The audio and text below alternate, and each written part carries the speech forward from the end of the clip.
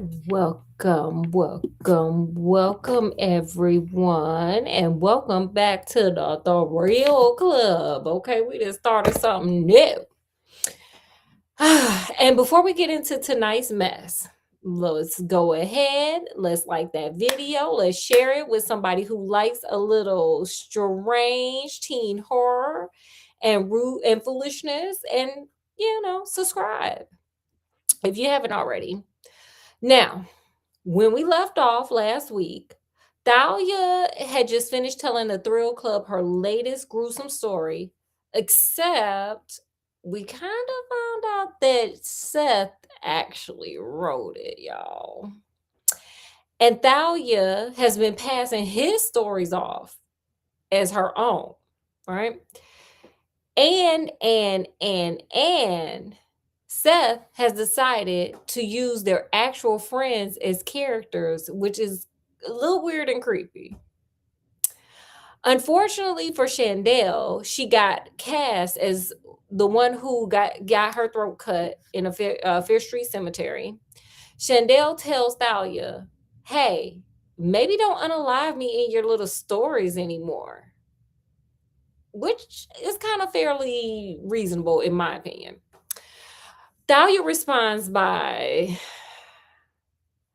stabbing her with a fake knife. Okay, that's what we doing. So, Oh, I didn't know we knew it was fake. well, Scott, I'm giving away a little. You hush. So, we are starting off in a very healthy friend group, kind of, sort of. And Chandel leaves us with one very important statement. She doesn't get mad, baby. She gets even. So while we read chapters 3 and 4, I want you to pay attention to two things: who is standing out to you, and more importantly, who are you side eyeing? Who you side eyeing in this story, y'all? And I want you to think about why, because everybody in this little group has something going on. We got Mar. She's Seth's ex girlfriend. We got Shandell. She's promising a little revenge. We got Thalia, who's lying about who writes stories and apparently not knowing where her own friends live. Stick a pin in that. Stick a pin in that. I'm giving a little spoilers. Stick a pin in that. And then we have Seth, whose father's mysteriously unalived only 3 weeks ago, and who's carrying around a very strange cassette connected to his father's work. So I don't know who we need to be watching yet, but keep them eyes open because apparently it's about to get shady here in Shady Side. So let's get to R.L. Stein's Fear Street, the Thrill Club, okay? We're going to put Oreo Jr. back there and let's get this thing going. A gasp of horror escaped Chandel's throat. Her eyes widened in disbelief. Her arms shot straight out. Then she staggered backwards, holding her chest like Fred Sanford. Ugh. Behind her, Thalia heard the startled cries of her friends. She raised the knife high, showing off the gleaming silver blade, and started laughing. "April Fool!" she exclaimed gleefully. Still breathing hard, Chandel gazed down at the front of her sweater. No blood. "Hey!" she shouted, more startled than angry. Laughing, Thalia pressed the knife blade into the palm of her hand. Instead of breaking skin, the blade disappeared into the knife handle. "Whoa," she heard Rudy cry. "It's a fake." Thalia pushed the knife into her own chest. She pulled it out and held it up. The blade slips into the handle. "Cool," Rudy cried. He crossed the room, his hand outstretched. "Can I see it?" Thalia handed him the knife. She brought it that afternoon in a card shop. It was the kind of knife they used on stage and in movies. She'd had a feeling it would come in handy during the nice meeting. Okay. Oh, okay, girl. Her friends were chattering and laughing about her little stunt. Chandel looked dazed, which is something I would be looking dazed if somebody pretended to stab me after a story where they unalive me. Okay. Yeah. But she's gonna be taking this too well. No, because it's in poor taste. The joke was in poor taste. But whatever. Let me get back to the story. Pleased with her triumph, Thalia suddenly felt strange. Stabbing Chandel like that, it seemed so real, which is why it's in poor taste. A cold chill ran down her back. Would it really be that easy to unalive someone? So easy, so fast. What a strange feeling. Thalia glanced over at Chandel, who was still standing in the middle of the room, dazed but unhurt. She was holding her hand over the spot where the knife had stuck, as if saying the Pledge of Allegiance. Thalia hoped she hadn't scared her friend too badly. She reached out to pat Chandel on the arm. Chandel jumped back. Thalia, she snapped, you keep your hands off of me. I mean it. Mm-mm. What's the matter? Thalia teased. This is the thrill club, Chandel. Can't you take a joke? A joke? Chandel shook her head. You've got a weird sense of humor. Chandel, Thalia begged, please don't be mad at me. Girl, like, really? Is that really what ma'am? All right. Chandel gave her a stern look, and her almond eyes narrowed with cool anger. You know me, Thalia. I don't get mad. I get even. Mm. Mm. It was her usual role. In her usual role as peacemaker, Nessa tried to smooth things over. Come on, guys. It's over. Can't we just forget about it? Staring at Thalia, Chandel repeated in the same chilly tone. Like I said, I don't get mad. I get even. Okay, girl. The meeting broke up a few minutes later. Chandel and Nessa left together. Thalia walked them to the door, hoping Chandel would accept her apology. But Chandel offered Thalia only a cold stare and a mutter, later. Her feelings hurt. How are your feelings hurt, man? Thalia returned to the rec room to find Mara and Seth sitting close on the couch talking in whispers. Okay, girl, what they whispering about? She stared at them from the doorway. When Seth had started the Thrill Club a few months earlier, Thalia remembered him and Mara had been dating for a whole year. But he seemed eager to drop Mara. He kept asking Thalia out until she finally agreed. She knew it would ruin her friendship with Mara, but she found herself drawn to Seth in a way she had never been to any other boy. And the plot thickens, y'all. Thalia watched them on the couch. Mara laughed, touching Seth lightly on the wrist. Why don't I feel jealous? Thalia wondered. Am I already tired of Seth? Didn't I just read that she felt more drawn to Seth in a way she had never been with any boy, and now she tired? Okay, girl. Quick turnaround when you a teenager, I guess. Only 2 months before, she had really thought she was in love with Seth. Now, she wasn't sure. Seth had changed so much since the unaliving of his father 3 weeks earlier. I'm going to read that one more time. Seth had changed so much since the unaliving of his father 3 weeks, not 3 months, 3 weeks earlier. He seemed so distant sometimes, almost like a stranger. Hey, Rudy's voice startled her. She'd forgotten he was in the room. He moved up beside her so quietly. That was a great story, he told her. Really, it gave me a major case of the creeps. Okay. Rudy smiled at her. He was shorter than Thalia, but surprisingly muscular now. Okay. that he had started working out again. He had nice brown eyes, soft and curious behind his gold rimmed glasses. Okay. Hey, Rudy. Hey, Rudy. Dahlia had never really noticed him before. Rudy gave her the impression of being strong and gentle at the same time. I think you'll be famous one day, Rudy predicted. Dahlia Blanton, best-selling horror author. People will line up to be frightened by your books. Really, Dahlia was flattered. Do you think so? Sure, Rudy nodded.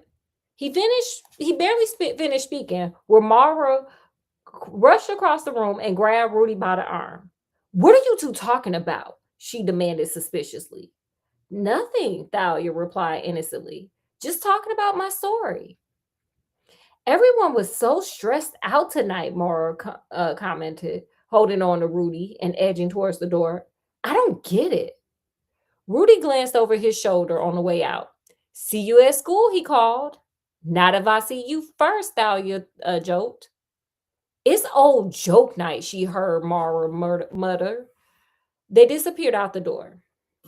Seth was still slouched on the couch, staring glumly at his sneakers. Now it's just the two of us, thought Thalia. She sat down next to him and took his hand. She wished there was something she could do to cheer him up. He used to love practical jokes like that fake knife. He and Thalia would sit and laugh for hours about the dumbest thing. These days, he seemed glum and distracted almost all of the time because his father passed away 3 weeks ago. Are you okay? She said softly. Yeah, I'm fine, he replied defensively. Thalia shrugged. You just seem so quiet tonight. Seth didn't answer. She hated when he got this way, so distracted and distant, like she didn't exist. Girl, this is one more time for the people in the back like Thalia, because she way in the back. She can't hear me. Girl, didn't his father just pass away 3 weeks ago? Like, you over here just like, oh my God, he's changed. Ma'am, his father passed away. I'm just stop there because I feel like, ma'am, have a little sympathy, a little empathy for this man. Jesus. Anyway, sorry, let me back to the book, y'all. She took his hand and wrapped her fingers in his. Everyone loved the story you wrote for me, she murmured. It was great of you to help me out. I don't mind, he said, giving her hand a gentle squeeze. I had fun with it. Sir, you got your friend's name? Okay, anyway. Dahlia felt a vague sense of guilt. Seth had written the last 3 stories for her. She had been busy with other things, but he didn't seem to mind. But now she was worried, especially since the other club members were beginning to suspect. She didn't want to lose her place as the writer in the group. Is anyone else thinking to themselves, you kind of already did lose your spot as the writer because Seth is secretly ghostwriting your stuff? Like, is anybody else? Is it just me? Is it you, Scott? Just wants it to appear that she is. Okay. Okay, girl. You didn't tell Myra you wrote the story, did you? Thalia asked, not intending to sound shrill. Seth put his hand away. No way. Good, she felt relieved. Myra really hates me, I think. I mean, Seth interrupted her by leaning close and kissing her softly on the lips. Oh, hey, romantic. It was a pleasant surprise. She wanted the kiss to last, to remind her of the fun they used to have before Seth changed. He was so handsome, she thought. She loved the way his dark curly hair fell across his forehead, the way his whole face lit up when he smiled, back when he used to smile. We used to be happy. As if he could read her mind, Seth pulled away from her, his eyes focused off in the distance. Seth, Thalia waved her hand in front of his face. Are you there? Is something wrong? He nodded slowly. His voice trembled. I can't help it. I just keep thinking of my father. It ain't even been a month. It ain't even been a month. And she just, okay. Anyway, she felt awful, selfish. Of course, Seth wasn't himself. His father had unalived so recently. What a thought. I'm really sorry, she murmured.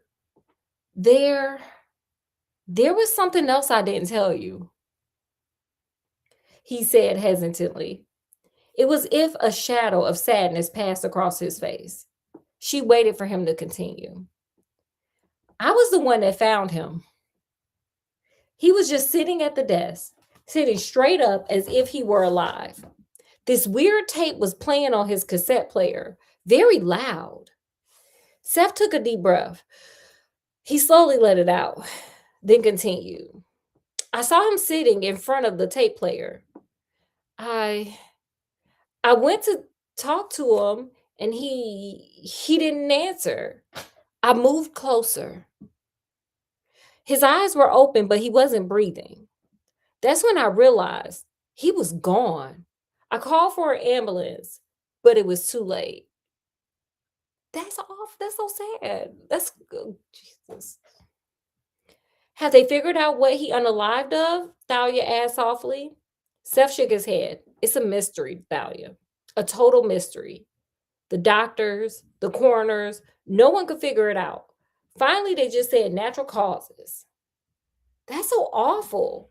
The word sounded awkward, but Thalia didn't know what to say. There's more. Jesus. Seth continued, avoiding her eyes. The bad news doesn't end. Okay, y'all ready for it? Because he got more bad news. Y'all ready? Right. What else? Thalia asked hesitantly. Mom says we're broke. Dad didn't leave us anything. We may have to move out of this house. Do you believe it? I'm really sorry. Thalia stroked his arm, trying to comfort him. Things will get better, she said. They better, Seth exclaimed. His expression changed suddenly. He jumped up from the couch. I want to show you something, he said. I'll be scared as hell. Something very strange. I will be very scared as hell. Thalia followed Seth upstairs to his bedroom on the second floor. They walked softly to avoid disturbing Miss Varner, who fell asleep on the living room couch. According to Seth, she hadn't been able to sleep in her own room since her husband passed away. That poor woman. It's sad. Seth's room was small but neat, barely large enough for his bed, desk, and dresser.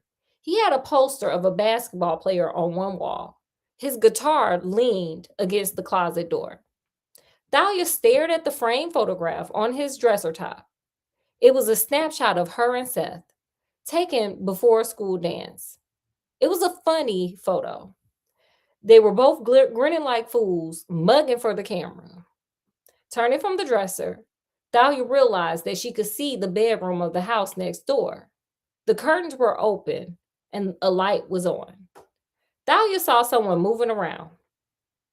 Seth pulled a cassette out of his desk drawer. I'm going to play a tape for you, he told her solemnly. A tape? You mean music? No, he concentrated on sliding the cassette into the player. Remember tape players? Yes, y'all. Remember tape? Gotta rewind that thing. Just then, a face appeared in the window of the house next door. Thalia gasped in surprise. She squinted hard, trying to see more clearly. It didn't seem possible. Seth, look! It's Mora, she whispered in alarm. Is she spying on us? What is she doing there? Girl, she peeping. She peeping Tom. She like, girl, what he doing? What's she doing with my man? Yes. Thalia grasped Seth's sleeves. What is Mora doing there, Seth? She whispered. She lives there, Seth replied calmly. Didn't you know we were next door neighbors? Girl, you been dating him for all this time and didn't know that his ex-girlfriend was next door? Okay. Thalia shook her head. I knew Maura lived on your block, but I missed the meeting at her house. I definitely didn't know You could see right into her window. That's actually weird. I agree. Actually, he said, it was really cool when we were going together. Okay. We could stay in our rooms and talk all night if we wanted to. But now it's a little strange. Pause. Would y'all want to stay next door to y'all ex like that? Would y'all date somebody next door? Cause I don't think I would do that. I would be like, Cause if things don't go right, mm. What about you, Scott? Would you do it? Would y'all do it? Yeah, it's could be a problem if things don't work out. Yeah, too many risks. But let's get back to the read. Thalia felt herself growing impatient. It was getting late, and she and Seth hadn't even touched their homework yet. Girl, he gonna do your homework, ma'am. So you mean Seth had not touched y'all's homework? Cause ma'am, okay, don't play. We see you, Thalia. We see you. She moved away from the window. Seth had loaded the cassette into his boombox. I remember boomboxes. Yes. Seth, I don't have time for music, she said. We have to. It's my father's tape, he interrupted. Yeah, shut that down, Seth. This is what he was listening to the night I found him at his desk. Look at this. He handed her the clear plastic case. Thalia squinted at the label.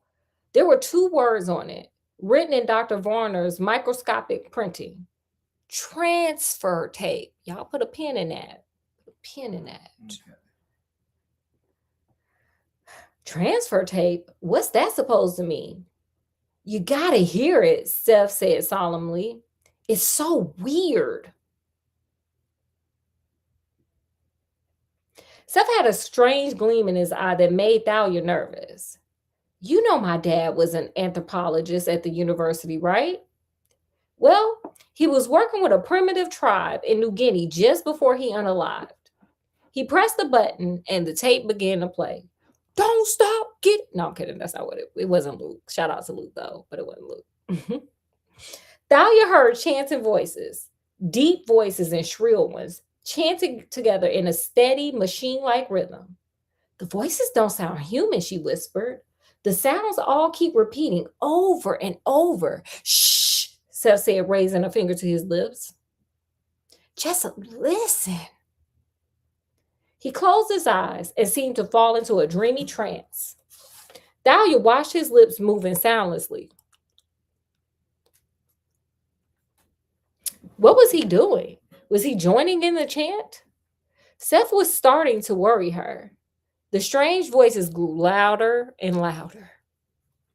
The rhythm picked up faster and faster. Thalia's head started to pound. Oh, girl. She suddenly felt dizzy. Oh, girl. I can't take much more of this, she thought. She covered her ears, but her hands couldn't block out the chanting voices. She tugged at Seth's sleeve, but he didn't open his eyes. His lips were moving silently. In time to the rapid chant. It's driving me crazy. Shut it off, she screamed. Seth didn't hear her. Seth, please. Still no response. Frantically, Thalia grabbed him by the shoulders with both hands and started shaking him. Yeah, girl, slap him a little bit. Get him back here. Seth, can you hear me? Are you okay?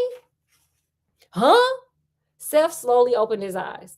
Thalia let go of his shoulders. Seth, the music. You didn't hear me? Thalia stammered. He gazed at her, his mouth forming an O of surprise. He seemed startled to find Thalia in his room. What is it? What do you want? Seth, she said sharply, turn the tape off. Please. It's horrible. I hate it. Thalia's head throbbed as she started walking home. That terrible chanting. Those ugly voices. It was like a bad dream, she thought. Why does Seth make her listen to it? Why does he listen to it? She glanced at her watch. It was late. She hated walking home on Fear Street. Seth usually drove her home, but he didn't feel well after he helped her, or did, because, he ain't just helping her, he doing her with math, and then listened to that awful tape again. Okay, girl, he said remix, bring that tape back. Thalia didn't argue. She could see he was sick. It wouldn't unalive her to walk home for once. The old trees whispered above her as she walked. The houses were all dark. A pale mist hung over the low half moon, like a thin curtain holding back the light. Ooh, girl, it's scary. The dew, the dewy, dark lines shimmered under the pale filtered light. Every few steps, Thalia stopped and glanced over her shoulder, certain that someone was following her. No one was there. The wind made a tall head shudder. Her sneakers scraped the pavement. She began to walk faster. Calm down, she urged herself. You walked a million times. But Fear Street was Fear Street. There were so many horrifying stories that told about the street. Dahlia didn't believe them, but just the same, she wished Seth lived on another street. Girl, he might be here soon, honey. Okay. She approached the cemetery. She felt a tingling on the back of her neck. She stood completely still and listened, staring straight ahead into the darkness. A single footstep broke the silence behind her. Ooh, y'all. Who y'all think that is? Mm-mm. She thought of the story, Seth's story. The image of Chandel laying on the ground, groping for a pencil, flashed through her mind. The thought tightened her throat. She gripping her in fear, and her heart began to race, baby. You know that feeling when you score. Thalia didn't glance back. She took off running, but her legs felt heavy. She could barely make them move. Girl, you better make them move fast. What's wrong with me? What's wrong? She asked herself frantically. The footsteps were louder now, closer. She pumped her arms as fast as she could. Move, she commanded herself. Move. She could feel icy sweat on her forehead. Her lungs ached with every step. Footsteps pounded in her ears. Closer, closer. Her pursuer was gaining on her. Close enough to whisper her name. Thalia, said the voice, as soft as the wind. Do something, she told herself. I got to do something, girl. You better run faster. That's what I did, girl. Run faster. Then she remembered the knife. It wasn't real, but her pursuer did not know. My only chance. As she ran, she jammed her hand into the jeans pocket. She pulled out her trick knife. She flicked open the switchblade. She raised her arms, ready in it. Oh, she cried out as she stumbled over something. A kid's tricycle. She pitched forward, hitting the pavement hard. Girl, if you was getting chased by Jason, you done, ma'am. Okay? Don't be falling. The knife flew out of her hand. She watched it land in a clump of low shrubs near the cemetery fence. Thalia lay face down on the sidewalk, panting, horrified. She ain't even gonna try to get up, is she? Footsteps thudded until the pavement, stopped inches from her head. All Thalia could do was beg for mercy. Please, she cried. Please, don't hurt me. We're gonna end it right there on a cliffhanger. Cliffhangers. Wow. Yeah. Mm-hmm. Y'all know what's going on. Mm-hmm. Yeah. Okay, y'all. As promised. A lot going on here, right? Yeah, we got a lot. This is only chapter 4. What? So tonight we learned that Chandel is officially keeping receipts because she has informed us that she don't get mad. Okay, she gets even. All right. Thalia and Seth stay behind after the Thrill Club meeting, and we learn a little more about what's happening with Seth. We learn his father passed away, which is really sad, and he's taking it real hard. His father unalived suddenly only 3 weeks ago. Seth was actually the person who found him sitting in a chair with a strange cassette playing over and over. The coroner apparently did not or couldn't determine exactly what took him out. And now Seth and his mother are struggling financially and may even have to move. Then Seth plays the cassette for Thalia. There's chatting. He's acting weird. Thalia gets a terrible headache. And by the end of the chapter, Thalia is walking home near the Fair Street Cemetery, hears some footsteps behind her, starts running, and child, she hit the ground. Okay. She on the ground, honey. Okay. Stand up, sis. So now I'm coming back to the question I asked you guys at the beginning. Who in this story stood out to you? And who are you side eyeing? Because I have questions about everybody in this story. Is it Chandel that y'all side eyeing? Because she don't get mad, she get even. Is one hell of a sentence to leave behind in this Fear Street story? Or is it Myra? Okay. Because why did Thalia walk into a room and find Thalia all cozied up with her Thalia's current boyfriend, but her ex-boyfriend Seth? And what about Thalia herself? Because between stealing Seth's stories and Salt Myra in fake stabbing Chandel and telling everybody else how they should react to things, girl, you getting that side eye too. Then there's Seth. Now, Seth is interesting to me. So Seth is actually the person I actually kind of honed into and I started paying attention to. But it's not necessarily because I think he did anything. I'm paying more attention to him because I understand that kind of grief because I lost my father too. So one of the other things is the dynamic between Seth and Thalia, because Thalia just has no empathy for Seth, whose father passed away 3 years ago or 3 weeks ago. So it's getting kind of interesting. So you guys put it down in the comment section who you're side eyeing, who stands out to you, what you thought was going on. Scott, do you have anybody that you're side eyeing or who you're looking at, keeping an eye on? Well, I mean, at this point, I would say everybody gets a little bit of a side eye. I mean, obvious choice right now with Chantel because she's looking to get even, but I feel like Pete might be playing some sort of long game thing here, or not Pete. Seth. Can he? I mean, he grieving. Is he though? I don't know. We gotta keep going with the Thrill Club. We gotta keep going. I don't know. Okay. Well, you guys put in the comment section what your thoughts are, and we are going to end this live because it got a little long. So, guys, we're gonna bid you guys adieu tonight. As always, thank you guys for coming to hang out with us, and we hope you guys enjoyed. And of course, we enjoy hanging out with you guys. Make sure you guys like, share, subscribe, check out some other videos, live shorts, all that fun stuff, because guess what? This is not a channel about just Scott Oreo Jr. and I. It is about all of us coming together and just having a good conversation about some good old books. But with that, we're going to bid you guys adieu tonight.